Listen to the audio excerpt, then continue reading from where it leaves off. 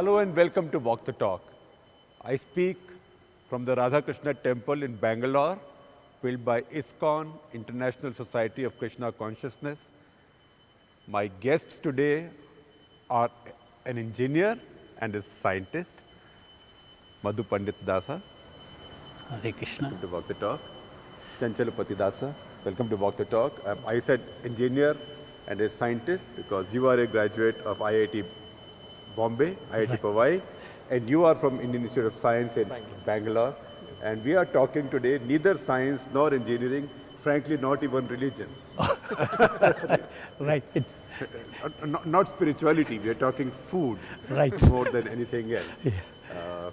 Food is the most fundamental spiritual stuff that goes into everyone's life. Just explain that. See, food feeds prana. Right. Prana is life. Right. So without food there is nothing. So the first aspect of existence is food. And spiritual means spiritual existence. So food is very, very fundamental. And that is the reason why in our tradition, Annadhana is called Shrestha Dhana. The Distribution of food, yes. Of all the most dhanas is distributing food. So, what persuaded you to become the cooks and chefs, and if I may say so, the servers of food to the nation's children? Just to get the context right, you are now feeding 1.6 million children every afternoon, lunch, which is about, if I quickly calculate, about 250 school days in a year, about 400 crore meals in a year. Right. That's a lot of cooking. In the last 16 years, our cumulative count was we had just touched 2 billion meals, and we had a celebration with the President of India here about 2 months ago. And the way it's going, I believe the target of your organization, Akshaya Patra. Akshaya Patra is an old concept of a vessel in which food never ends. It never finishes, mystical pot from which It talks about the food you can draw unlimited food. unlimited food. So you are building an Akshaya Patra. So where does this come from? You have a beautiful temple that you've built. I see gold, I see paintings, I see grandeur, I see joy on your faces, and yet you become food makers to the nation. You see, the people who are rich, they come to God for peace and happiness. People who are poor come to God starting from food and security. So all kinds of people come to God. And our duty is to serve the people. Because we ourselves have given up our lives. We don't have any material ambitions. We don't want to create anything for ourselves materially. We have no material self-interest. We have our spiritual self-interest, for which our Swami Prabhupada said, you work from morning 4 o'clock till 9 o'clock for your spiritual self-interest. So when you provide food, basically you've now, it's a largest public-private partnership in the world. Right. Because you take government's money, allocate it per child for a midday meal scheme, and then you enhance that meal by raising further funds from your donors to make it a much better meal. Exactly. And then, so first of all, how is that meal enhanced and how do you serve it? What is the innovation that you brought in, being engineers and scientists? You see, you can... Basically, the government gives us about 6 rupees. Our meal costs 10 rupees. From the government, we get 6 rupees. This is a flagship program of the government of India and the state government. And we add another 4 rupees to make it a more wholesome, nutritious, more delicious, relishable, and complete meal. So what we do in South India, for instance, we provide rice, sambar, and curds or buttermilk. And in the north, we provide roti and dal, some palau and those kind of things. We are very sensitive to the local palatal preferences of children. In Gujarat, we give a Gujarati meal. In Guwahati, we give an Assamese meal. In Orissa, we give an Orissan meal. So in different states, we adapt our production processes and the menu and all of those things. So as we were discussing now, it dawned on us at some point when we started that we have to do this program on a big scale because our country is a country of numbers.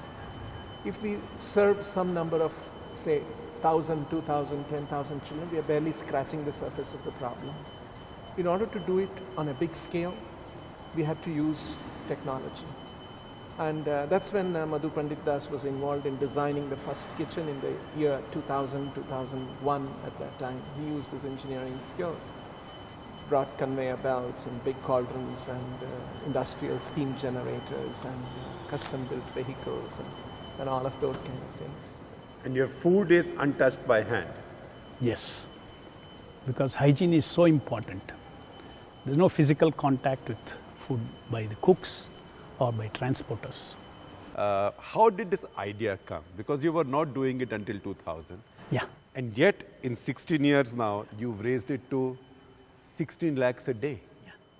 See, the idea how it started was, Also, you could walk around the yeah, in the hall and in the year 2000, we almost completed construction of this temple. right. And after that, we were, wanting to do something for the society. Right.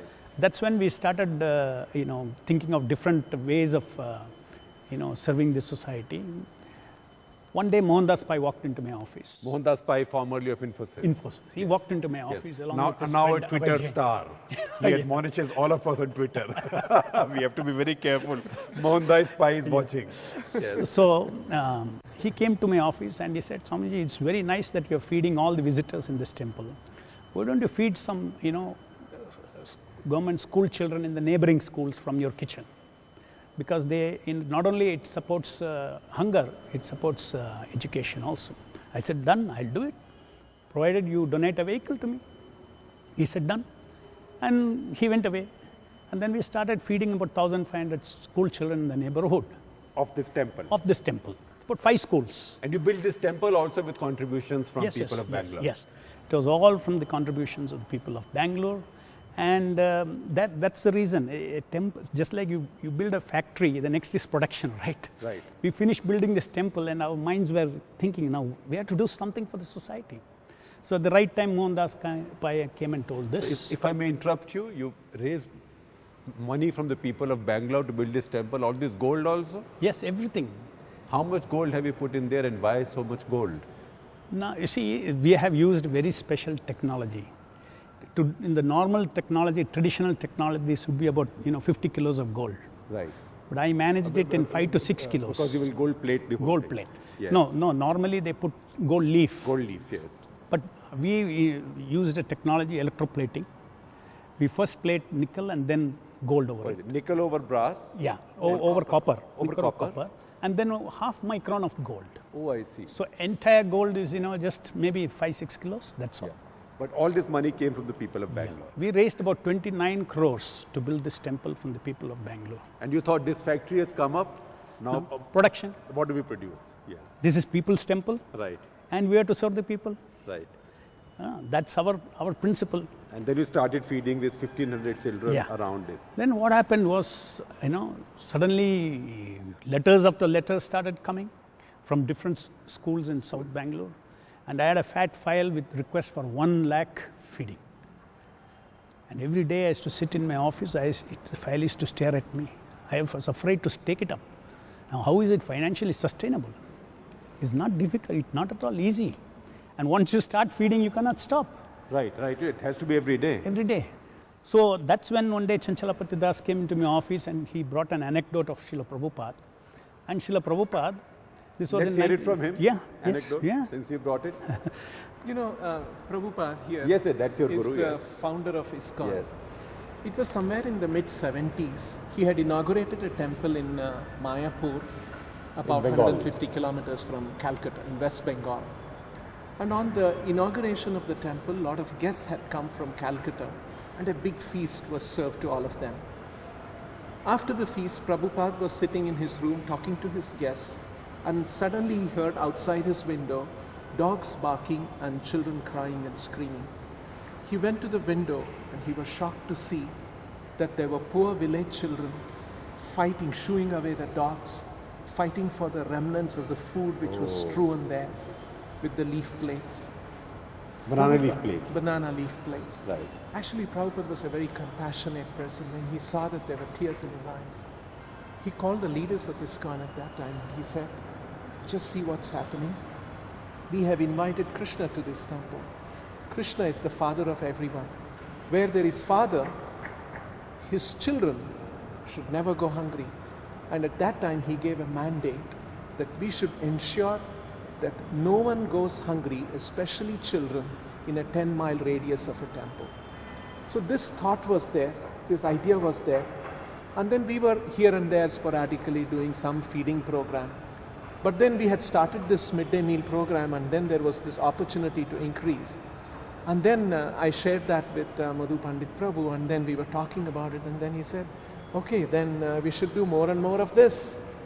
And so we got some kind of a confidence that we should do, and why 10-mile radius, more, and then, so that's how we. But you are men of God, you are religious people. You work from a temple, right? Your charity is a religious charity. Does it, I know that you don't exclude anybody, but does it create a barrier? Do people of other faiths feel forbidden or hesitant? In fact, I will cite one incident. In the beginning days, when we started feeding, there is a school in Bangalore. What's the DJ Halli school. More than 3,000 Muslim children are there. So we started feeding. Suddenly some objection came, and we resolved it. How did we resolve it? What was the objection? Objection, it's coming from a temple. Oh, I see. Okay, fine. So we called all the, Muslim leaders, business leaders. We called mullahs, religious leaders. They all came and we sat in the boardroom. We had a 1-hour discussion. And we told this is a secular foundation, Akshaya Patra Foundation. So Akshaya Patra Foundation is different from temple? From temple. It is secular? It is secular. I see. So therefore, and they got convinced, and he said our goal is to support education. They wholeheartedly accepted. And even today, now, 15, 16 years, we're feeding those schools.